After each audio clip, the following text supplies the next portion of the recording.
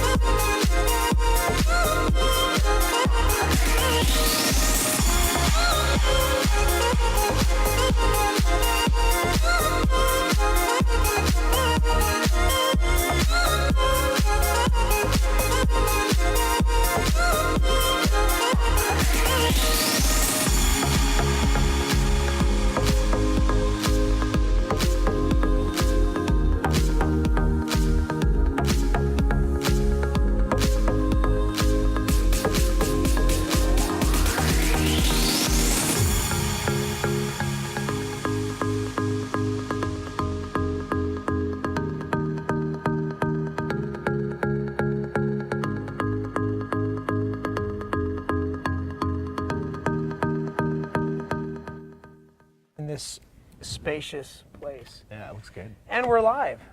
Hi, everyone. Hey, everyone. I am not Jim Washok, if you're just tuning in to our Facebook Live here at West End Assembly of God. I am Shane Schlesman. Normally, I'm the guest of a topic that we sit around and talk about, answer some questions regarding the past sermon from this past Sunday. But today I have a special guest with me, Pastor Jeremy Woltz. Yep. I'm Jeremy Woltz. I am the young adults as well as the small groups pastor here at West End Assembly of God. And I was looking in the wrong place, I'm sorry. I have the incredible privilege of joining you guys on Facebook Live today and hanging out with this guy. Yeah, and as you can see, the backdrop today is our sanctuary space, where we had combined services, Jeremy, with everybody from all services into one service. It was standing room only where we are right now. It's pretty awesome. Against the wall. And it was a pretty cool time. So we had a great time. And it was a perfect time to talk about coming together and finding family. Yep. If you don't know, we're in a series called Culture Shock. And the idea of culture shock is that we understand that as a church that there is a bit of a culture shock when people come into the kingdom of heaven. Jesus showed up on the scenes. He talked about these amazing dynamic principles that were earth-shattering at the time, and those principles still exist today, which is why if you walk into a church, you have a little bit of a culture shock that goes on, or at least you should have a culture shock. We always hope that this is the friendliest place you'll ever be, the most engaging place. Your volunteers, Jeremy, on Sunday did an amazing job. Yeah, props to all of them. Big time. We had, just to catch everybody up fully, we had something on Sunday called Circle Sunday. So the whole Sunday not only was about finding family, but it was even more specifically about joining small groups. And we had some amazing volunteers who lined the hallway and just helped people navigate our small groups directory to join groups, maybe for the first time or whatever it was. But we had an incredible turnout, and our volunteers, they make it happen, man. Without them, we would be done for. So huge thanks to all of you. Absolutely. Thank you to everybody who participated and those of you who came. So week 2 was Find Family in a 4-part series in Culture Shock. And the cultural dynamic that we're describing are 4 pillars. First, to know God. Second, to find family. Third, discover purpose. And fourth, make a difference. So finding family is finding your group, finding your people. Jeremy, we talk about this all the time. I appreciate you being with us and allowing me to interview you about groups. Normally I'm the one being interviewed. But today we want to ask Jeremy, our groups pastor, what is it like to be and find family at West End Assembly of God? So just a few questions for you, but I want to remind our viewers who are watching online, anytime during this, we would love to hear your questions today. So if you have a question, please, please, please interrupt us. There is no interruption. We just would love for you to participate. Ask us a question, and Jeremy will answer it. I'll do my best. Anything at all. Nothing's off the table. As you can possibly get. No, I'm just kidding. Well, maybe. It could be fun. I don't know. It could be fun. So we talked Sunday a bit, Jeremy, about how we were created for family. Yeah. God created us to be in a community and to be able to be in a family. So how does a small group fill the role of family and in the way that God intended, the way that God created us to be? How does a small group fill that role? Yeah, that's a good question. I think a lot of people have this preconceived notion of what small group is. Depending on your church background, or that's assuming you even have a church background, some people think of small group just as this Bible study. It's almost this exclusive clique that you come to and no one else is allowed in, and you study the Bible, and it actually sounds really boring for a lot of people. Some people think it's great. Some people think... Raise your hand if you've been in one of those groups. Okay. Yeah, I think we've all had that. But so I think when we talk about this idea of your small group being your family, what we are saying is that this is the group of people who is going to be the most secure place for you to share what's actually happening in life. Yeah. It's that idea of sitting around the dinner table after a long day and having the opportunity to share, hey, here's what happened to me today, here are the highs, here are the lows, here are the things I'm struggling with, and I just need some encouragement. Yeah. And this small group, that's the place where you're going to find the most consistent relationships of people who are going to care for you for no reason other than they want to. And I think that's just a powerful atmosphere for anybody to find themselves in. Yeah, that's not easy to come by. No. I mean, what you've just described sounds a little bit unreal. So for somebody watching, how does that happen? Like, there has to be some kind of organic process to that. Yeah. But there's also a structural process, because Sunday you had me tell everyone to go out in the hallways and sign up for a small group. So that's the structural part. How does the organic part happen even though we signed up? You know what I mean? Yeah, well, I think part of what you're looking at when it comes to small groups is the biblical mandate that we have. And part of that comes from, I'm going to be honest, I don't have things memorized word for word. I'm a conceptual learner. So Romans 12, the concept here, somewhere in Romans 12, Paul essentially says, each believer is called to mourn with those who mourn, rejoice with those who rejoice, and essentially experience something with someone as they go through it. Yeah. Right? And that's actually a biblical mandate that's placed on Christians to say you are to be empathetic and to feel things with the people as they feel it. Okay. So I think when you talk about this idea of the organic sense, I think a lot of it is just being around somebody often enough to know what they're going through and then caring for them enough to feel it with them as they go through it. Wow. And that's the power behind small groups, is it provides a place for you to be in a comfortable and a consistent environment with the same people so you can develop that level of relationship. Yeah. And you know, we have Circle Sundays where we will get you signed up like we did this past Sunday, but we have so many ways and so many avenues for you to join a small group. That can be a small group leader inviting you into one. That can be you hopping up on our groups directory yourself. You can go to the WEAG website, and there's actually a link you can click that will take you to the directory, and you can look for it yourself.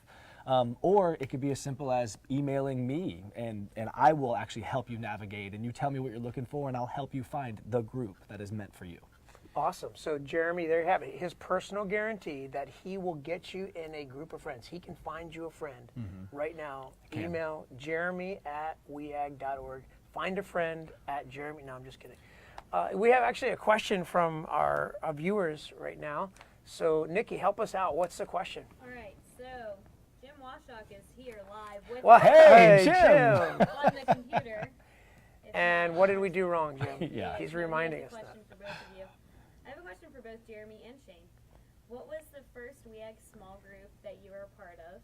What attracted you to be a part of it? And how did being a part of that group impact your Sunday experience at WEAG? Oh, Awesome that's a really question. good question. Well, Jim, first of all, you're a total control freak for signing in and controlling the questions, even though we had questions already. But okay, we'll answer yours. No, I'm kidding. I'm kidding. Yeah, how's that vacation? I Yeah, see- how's your vacation Taking going? a real break there, Jim. Yeah, taking a real break. Hey, this is a break, right? That's true. This is good television right here. Yeah, this that's is true. kind of a.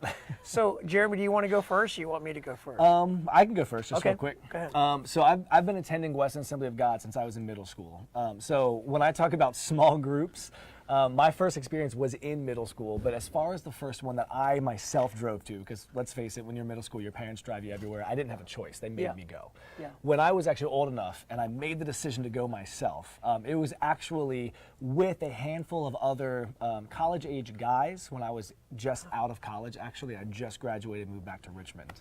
But you know, what was in my opinion, the best thing is that when you're fresh out of college, I was moving back into Richmond. I had some friends from growing up here, but you know, you're in this crazy transition where life is very fluid and you can't take anything for granted. Nothing's truly consistent or solid. So true. So I had this small group of college-age guys who are going through the similar It's a real transition I transient was. group of people, Yeah. of time in life. Yeah, and so on. You want to talk about Sunday morning experience? They were the people I sat with. They were the people that when I walked into church on Sunday morning, I knew at least one person would know who I was. Wow. So I'd walk in and I'd find one of them, and they'd wave me down, and we'd all sit down together. And some days we'd get lunch, some days we wouldn't. My family's in Richmond, so I get lunch with my family almost every Sunday. But whenever they were out of town or anything, they were the group that took me out to lunch. And they just became that safe haven for me during one of the most kind of tumultuous, turbulent times in life when I didn't really know what the next day would bring. Yeah, I was in church for a long time, Jeremy, before I actually experienced my first small group. I went to church, I was involved in church, I served in church. I was a part of a youth group when I first came into church, like you.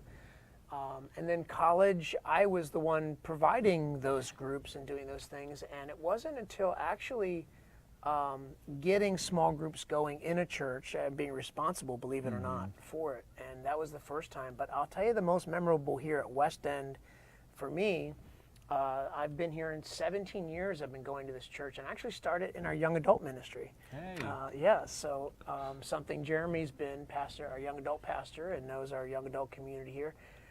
So I actually got involved in our young adult worship, our young adult environment and our worship service we had, and we had small groups. And so that was the first group that I was a part of at West End, and that changed my Sunday experience because not only did I start in a Sunday night young adult worship service, but they went to this service actually in this sanctuary right here behind me.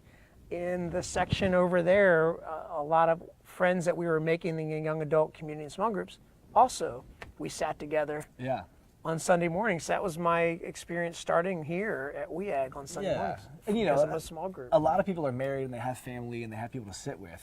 but there are a lot of people who don't. Yeah.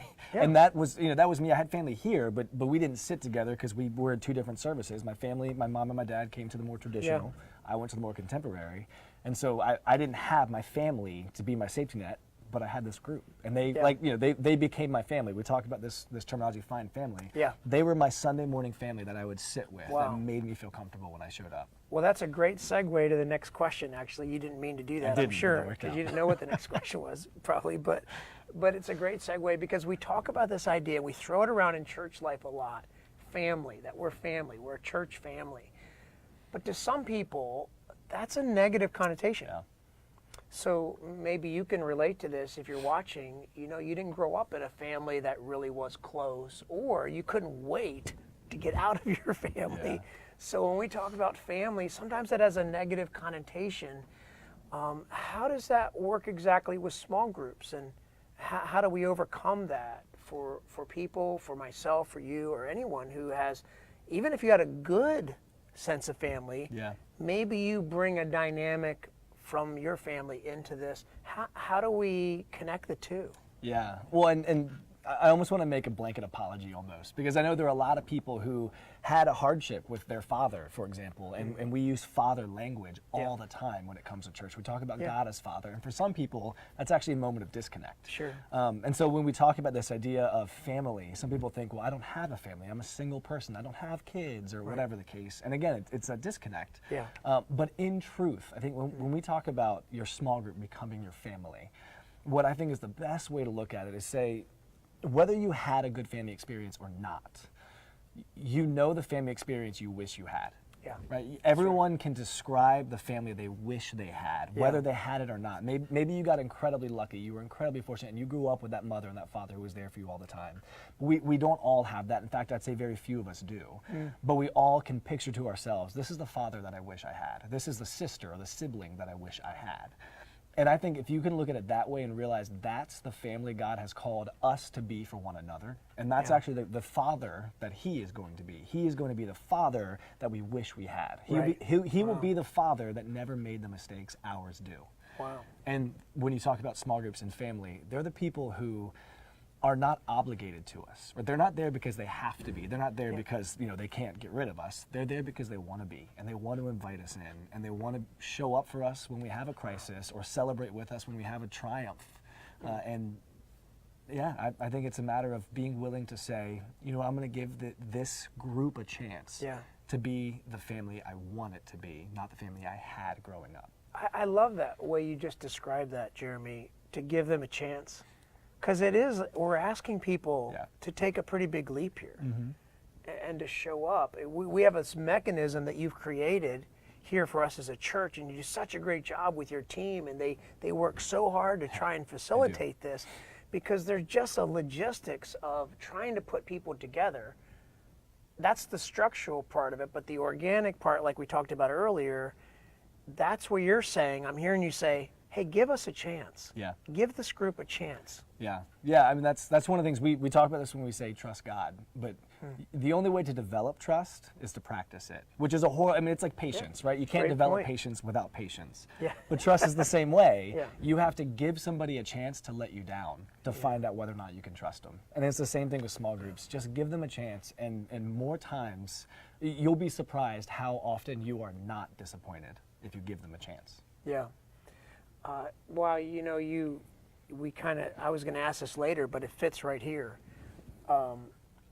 What happens when they do let us down? Yeah, that's going to happen. That's kind of a give it. I mean, Yeah. I think if you get it with people, you're probably guaranteed to let you down. In fact, I remember a joke you told me about group study groups. Do you remember this? I don't. You don't remember this? I don't think so. I heard this from you, I think. I hope so. I don't know. If it's funny, I'll take credit. This is what Jeremy, I think you told me this, that you wanted the pallbearers at your funeral to be a group of people from your college group study groups or project groups. You know how you do those class projects and you have to work with like 4 people or something like that. And I said, why do you want that? And you said, because they can let me down one more time. Yeah, that's very true. Do you remember that or not? Yeah, absolutely. You'll take credit. It was but hilarious. I'm funny. No, you're hysterical. Thank you. Anyway, but I think wow, people are going to let you down. Yeah. So we talked about this idea. I talked about it Sunday about confession. James 5 actually says that if we confess our sins to each other, which is kind of scary, to confess the things that where we let each other down. And I actually took it from the point of that was revealed one of the most powerful elements of the church entirely. Yeah. Because imagine a group of people that even if they let you down, would still be family. Yeah. Because God gave us this tool called confession. So I hate to put a lot of pressure on you here, but people are going to let us down. How does that work in a small group? And what do we mean by then confessing? And that kind of gets a little eerie a little bit. Yeah. Yeah. Well, so first off, you're absolutely right. Not only will people let you down, I know of a lot of people, and maybe you're watching, who have had bad experiences with small groups. And that could range from a number of reasons from, maybe it was a singles group and somebody got a little creepy, or maybe it reaches a point where, you were going through a life crisis and your group is who's supposed to show up and they didn't. And that is a scar that doesn't heal easily. When you say, this is the group I trusted to be there for me and they didn't come through. But I think you hit the nail on the head when you said this idea of we can confess to one another and we can still be a family even though we've let each other down. Yeah. And that's actually one of the things I think is the most powerful about small groups. And I'll give you, without giving names and all that, but I'm in a small group currently. We meet at my house most every other Tuesdays. And we've had a few moments where some of us have accidentally insulted other people in the room, or we have offended them without even knowing it. And sure. And I'll tell you what's been amazing is I'm the leader of that group, and so it's my responsibility to navigate those moments and to use that as a teaching moment to say, hey, whether you know what you did or not, you know that you've hurt so-and-so. And so the biblical responsibility on your life is to make amends. Wow. And it's both people involved in that. If you are the hurt party, it's actually your responsibility to acknowledge that you've been hurt and that you want healing. Because if you don't say that out loud, nobody's going to know. Yeah. So the person who hurt you may not even be aware that they've hurt you.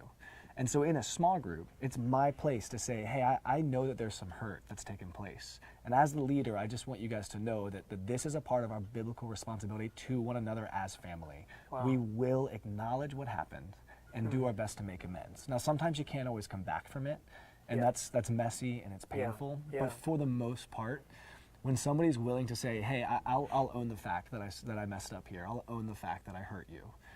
A lot of healing takes place, and if anything, there's a deeper relationship that's left rather than a shallower one. Wow, that is really powerful. And thank you for just vulnerably sharing your own group experience like that. How many times have you been in a group of people, even a group of friends, where you kind of have this little falling out? Yeah. It's just uncomfortable. You don't want to go there anymore. And if only there was a tool that you could have, and you use the word healing. Yeah.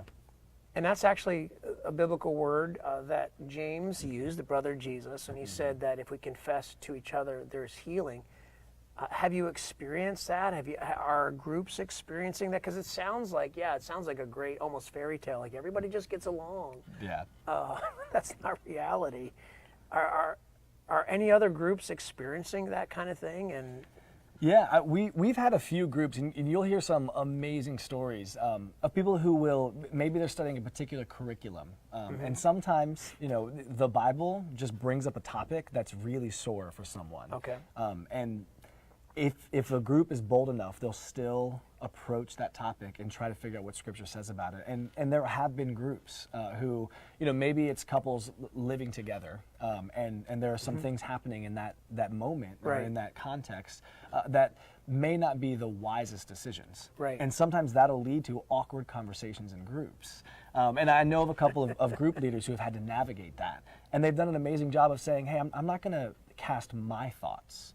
I'm going to lead us as a group.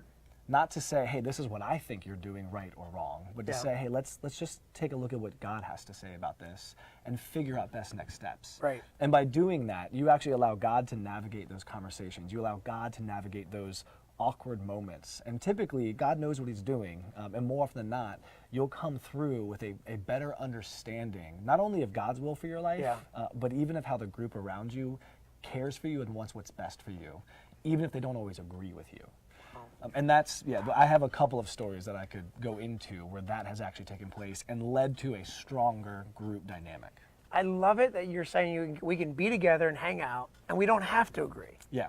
Like, there's a way to be in a relationship and not have to agree on every single thing and focus on that. And I know you're getting serious now because you flipped your flops off. I did. Okay. When you kick the flops, it's like we're in deep. Okay. But for somebody who's wondering, like, this sounds really intense. It can be, yeah. This sounds really intense. I mean, do I have to, like, come bare my soul and confess to the group my deepest, darkest sin, you know? Tell us, I mean, please tell us that there's some hope that for those of us who just like shallow groups rather than no, the answer is yes. It's only deepest secrets or nothing. No, luckily, actually, one of the amazing things. That's the first thing on the agenda. Yeah, absolutely. That's just how it starts. Now, one of the amazing things about the way that our small group system works here at WEAG is that we actually allow groups to form around just these 4 basic concepts. Okay. And that is, at some point, you just spend time getting to know each other, engaging in fellowship. Okay. At some point, you spend just some time praying with each other, maybe even praying for each other. Okay. At some point, you do a spiritual component. So that might be reading a couple of verses of scripture or working your way through a Francis Chan or Beth Moore study. Okay. Or it could be someone just sharing a brief thought of, hey, this morning in my own devotional, I read a particular verse. It meant something to me. Let me tell you what it meant. And that's the end of it. And then the last thing is this. At some point, you participate in a topic or an activity, right? So the topic meaning you would engage in discussion, and maybe that's biblically based, maybe that's a study that you're working through together. Yeah. But you could make that an activity. And so, for example, we actually have a group right now being led by an amazing guy named Bill O'Connor. And it's an activities group where every single time they meet, they're going to find a different location in the city, and they're going to go for bike rides, or they're going to go kayaking, or they're going to go play, go bowling together. That's awesome. Just do activities, just to hang out. Because a lot of us are just looking for that family. We're just looking for a relationship. Yeah. And one of the best ways to do that is just put yourself in social environments. So here is a Christian environment. You don't have to be Christian to attend, but it's being led by an intentionally Christian person who is saying, hey, I want to provide a spot where you don't have to bare your soul. You don't have to tell me your deepest, darkest secrets, but you can still find community here. That's cool. And we have a lot of groups like that. That is awesome. If I can hang out with a group of people and do some fun things. Your tagline for small groups. Okay, let's talk about that for a moment. Okay. I said it Sunday. I'm getting used to it now. Okay, but the whole idea that we can find community and experience Christ. Find community, experience Christ. Tell us what that means and what it looks like in a group. So find community, to put that one quickly. Essentially, we as a church, we believe that life transformation takes place in the context of relationships. So think back to your own life and the most formative moments in your life. Chances are you didn't navigate it alone. You had somebody or a group of people walking with you through it. So the most formative moments, when you experienced the most transformation as a person, came in the context of relationships. Wow. So that's when we say find community, we want to make it as easy as possible for everyone, whether it's your first Sunday walking into our building or you've been coming for 20 years. We want it to be easy access for everyone to plug into a small group and find their place in our community so that they can build those relationships. And then secondly, the experience Christ part is this. Our small group's main goal is that every semester, every time you go through a season with a small group, it moves you at least one step closer to Christ. Wow. And so by being in relationship. No matter where you're at. Yeah, no matter where, you could be a non-believer, you could be a pastor's kid, you could be anything. We all have a journey. We all can take steps towards Christ. What do you mean by pastor's kid? Rebellious? Is that what you're saying? Well, you know, there's a certain stigma there. But so yeah, everyone can take a step towards Christ. Groups are just about getting you in the right relationships that will help you take that next step. how does that look? What does that look like in schedule? How often do they meet? What are some of the details there? Yeah, so big picture schedule, in 1 year, we have 3 semesters. I call it trimesters, but we Okay. have 3 semesters. One that happens over the fall. We just started it this past Sunday. One that happens from the winter into the spring, which is like a January to April, January to May type deal. And then one that happens over the summer. And that one's usually a bit shorter because, let's face it, summer's nuts and none of us are really reliable over the summer. So those are good times to start. They're good times Absolutely. to come in. Yeah, you can come in at any time. Okay. You can so join if I at missed any last time. Sunday, I didn't miss the fall No, semester. you can still join in at any time. Groups will never be closed, but those are the best times to start if you want the full experience. Like that's when you're starting a study, or that's when you're starting the focus. But again, to your Right. point, it's relational. Yeah. It's a relational context for me wherever I'm at. So Yeah. whether I agree or believe or don't believe in what you're talking about, it's just meant to hang out, connect with people, and experience Christ, meaning grow in Right. one step. And it meets trimesters, so we just started the fall. We did. Yeah, technically, this upcoming Sunday marks the first day of the semester. Okay. That way, it gave anyone who signed up this past week, gave them 1 week to work their new group into their schedule. So if somebody's trying to get into a group right now, what should they do? If you go to weag.org, at the top right, you'll see a little button that says groups. Click that, and that'll take you to a website where you can have access to our online directory, and you can look through based on filter. You know, this is my age range. This is cool. the type of group. I'm looking for a men's group, a women's group, a marriage group, whatever. We have, I think, 58 open groups right now. So you could look through, and I can almost guarantee you'll find something that you're looking for. And if not, email Jeremy at weag.org, and I'll help you find something. We will get you something, or I might even ask you to start something so we can get some Hey, people. well, hanging speaking around of you. that, so if I get lots of opportunities to join, opportunities to lead, how does somebody do that? Well, if I want to lead a small group, I'm thinking, or I've been thinking it, maybe I've been thinking about a group of friends, we've Yeah. been talking, I'd like to start a biking group, Yeah. I'd like to start a skate group. How do we do that? So essentially, step number 1 of if you want to lead a group is just make me aware. Just let me know. Whether that's finding me in the hallway and saying, Jeremy, I really want to start a group. What's the next step? Or if it's sending me an email, again, Jeremy at weag.org, just saying, hey, I definitely want to lead a group. Here's my idea. So once I get that email, I'm going to set up a time with you, coffee, something like that. I'll pay one-on-one. Wow, We'll you'll sit pay. down, and I have an I application. might want to join every week now. Yeah, well, yeah, that's if you lead You're gonna a pay. group, a new group every week, I will buy you coffee. Okay, all right. But yeah, so we would sit down. I have an application that I ask all new leaders to fill out, and it's very simple. It's just basic stuff, just so we make sure we have a record of who's leading groups. And then we'll have a one-on-one conversation as we walk through that application together. And if by the end of that time, we both agree that you have the time and energy in your life to do this, then we get started. You register your group on the website. I'll walk you through how to do that, and then we start recruiting and get members filled in. Jeremy, it's easy. you are saturated with this, and I my know job. this is it tends to be kind of a plastic environment for me to say this, like I'm doing it for the camera. But Jeremy's an incredible leader. He's very personable, loves to connect with people. He lives this out in his life, and I've watched him as you've grown up in this church, in your leadership. It's been unbelievable. Now you're facilitating as a leader here at WEAG, the place where you've grown in Christ. You're facilitating that kind of family environment across thousands of people, and I'm just proud of what you're doing. I appreciate It's so humbling. I much appreciate it. what you're doing. So email Jeremy, connect with us, go to our website, connect to groups under ministries groups, and we'd love to connect with you. As you can see, Jeremy's passionate about this, and we are as a church. We want you to find family. We want you to know God, find family, discover purpose, and make a difference. And we believe that God set up the entire relational context for us to get to know Him through relationships with other people. We talked about this past Sunday, and I want you to come this coming Sunday where we're going to talk about what God's purpose is for your life and how can we discover that. Because we can say it's really out there to say, yeah, God's got a purpose for us. Okay, yeah, thanks. Appreciate that. How do I discover purpose? So I'm actually going to be diving into that this week because, you know, God doesn't just want us to go to church. He wants us to be the church which means we need to take on a role and understand what it looks like to be that.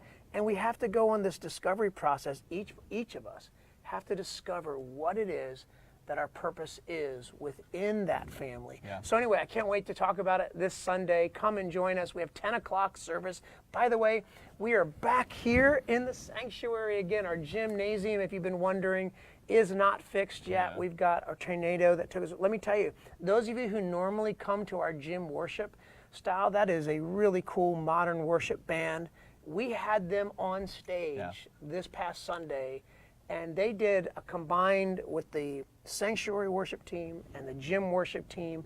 It was amazing. It really was. Yeah. It was an awesome experience this past Sunday. See, it's not just me saying that. And Yeah. Jeremy loves the gym, and I do. he was growing up in that style. But listen, come and hang out with us. We're all going to pack out the house here in the sanctuary at 10 a.m. We also have our Latino service going on at the same time. If you speak Spanish and you're part of that community, we'd love for you to join us there as well. And come discover your purpose with us. Thanks so much for joining us today. Thanks, guys. We'll see you next week on West End Assembly of God Facebook Live.